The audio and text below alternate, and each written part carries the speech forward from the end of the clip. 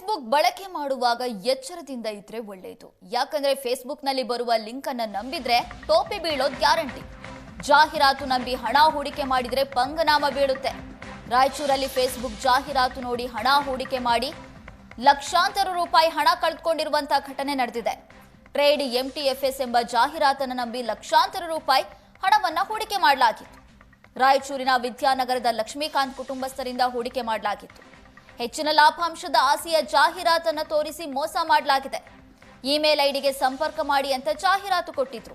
2020ರಿಂದ 2021ರವರೆಗೆ 58,57,000 ರೂಪಾಯಿ ಹೂಡಿಕೆ ಮಾಡಿದೆ ಈ ಕುಟುಂಬ. ಆದರೆ ಲಾಭಾಂಶ ಬರದೆ ಲಕ್ಷ್ಮೀಕಾಂತ್ ಕುಟುಂಬ ಈಗ ಕಂಗಾಲಾಗಿರೋದು. ತಾವು ಮೋಸ ಹೋಗಿರುವ ಬಗ್ಗೆ ಸೈಬರ್ ಠಾಣೆಯಲ್ಲಿ ದೂರನ್ನ ಕೊಟ್ಟಿತ್ತು. ಸದ್ಯ ಸೈಬರ್ ಠಾಣೆ ಪೊಲೀಸರು ಕಾರ್ಯಾಚರಣೆ ನಡೆಸಿ ಆರೋಪಿಯನ್ನ ಹಣವನ್ನ ರಿಕವರಿ ಮಾಡಿದ್ದಾರೆ. ಲಕ್ಷ್ಮೀಕಾಂತ್ ದೂರು ಆಧರಿಸಿ ತನಿಖೆಗಿಳಿದಿದ್ದಂತ ಸೈಬರ್ ಪೊಲೀಸರು ಸುಮಾರು 5 ವರ್ಷಗಳಿಂದ ಕಿರಾತಕರಿಗಾಗಿ ಹುಡುಕಾಟ ನಡೆಸಿತ್ತು. ತಮಿಳುನಾಡು, ಶ್ರೀಲಂಕಾದಲ್ಲಿ ಸುತ್ತಾಡಿ ಆರೋಪಿಗಳ ಜಾಲ ಪತ್ತೆ ಮಾಡಿತ್ತು. ಕೊನೆಗೂ ಕೂಡ ಹಣ ಹೂಡಿಕೆ ಮಾಡಿದ ಲಿಂಕ್ ಪತ್ತೆ ಮಾಡಿದೆ ಪೊಲೀಸರು.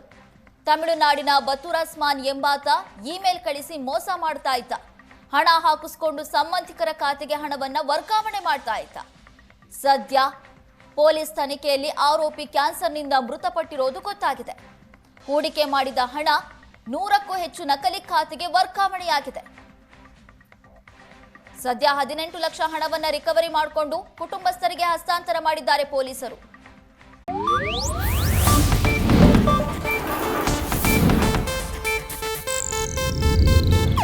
ಇದು ಏಷ್ಯಾನೆಟ್ ನ್ಯೂಸ್ ನೆಟ್ವರ್ಕ್ ಪ್ರಸ್ತುತಿ.